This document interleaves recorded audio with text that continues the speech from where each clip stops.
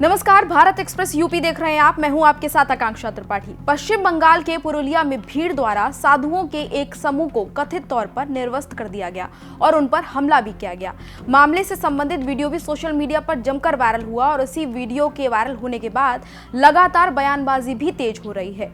उत्तर प्रदेश के deputy CM Keshav Prasad Maurya ने कहा है कि वेस्ट बंगाल में कुछ दिन पहले ईडी के अधिकारियों को पीटा गया था, अब साधुओं पर हमला किया जा रहा है। मामला साफ है, वेस्ट बंगाल अराजकता की आड़ में जल रहा है। डिप्टी सीएम ने इसके अलावा क्या कुछ कहा, आपको सुनवाते हैं। 22 तारीख को जहां एक बड़ा देश में धार्मिक आयोजन हो रहा है, वही वेस्ट बंगाल में साधुओं को बर्बर तरीके से पीटा गया है। कहा जा रहा है कि पालघर पार्ट 2 का इसको दोहराया गया है और इसमें टीएमसी के वर्कर शामिल है।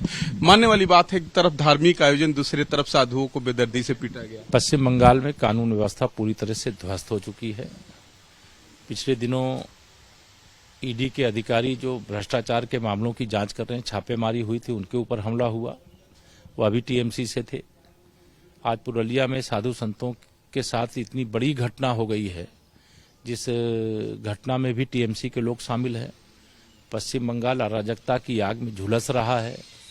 वहाँ की सरकार सभी मोर्चों पर फेल हो चुकी है और इस घटना से केवल पश्चिम बंगाल के ही राम भक्तों में नहीं, साधु संतों का सम्मान करने वालों में ही नहीं, पूरे देश के अंदर गुस्सा है और इस प्रकार की घटना के जो जिम्मेदार हैं उनके खिलाफ कठोर कार्रवाई अविलंब की जानी चाहिए। सर, जिस तरीके से लॉ एंड ऑर्डर को लेकर तमाम वेस्ट बंगाल पे सवाल खड़े किए जाते हैं, ये तो सेंट्रल को पावर होता है राष्ट्रपति शासन लगाने के लिए, चाहे ईडी के अधिकारियों को पीटा गया, इसके पहले वर्करों की हत्या हुई, तो क्या सरकार इस पर गंभीर है? देखिए, ये विषय केंद्र सरकार और राज्यपाल जी की रिपोर्ट पर निर्भर करता है, उस पर हम लोगों को बोलने की जरूरत नहीं है। लेकिन कोई भी सरकार अगर चुन करके आई है तो उसका पहला दायित्व ये है, जैसे यूपी में कानून व्यवस्था चुस्त दुरुस्त है, जहां भाजपा की सरकार है वहां कानून व्यवस्था चुस्त दुरुस्त है, तो जहां विपक्ष की और तुष्टीकरण करने वाली सरकारें, चाहे वो टीएमसी की हो, चाहे कांग्रेस की हो, चाहे जनता दल यू रजत गठबंधन की बिहार में हो, इन सरकारों के कारण से जो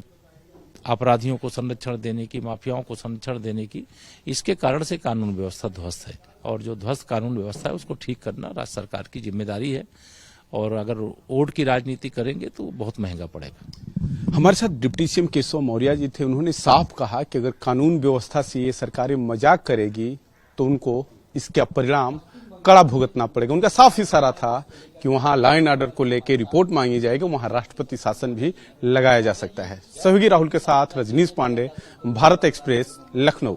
तो इसी तरह से यूपी के तमाम और अपडेट्स के लिए जुड़े रहिए भारत एक्सप्रेस के साथ।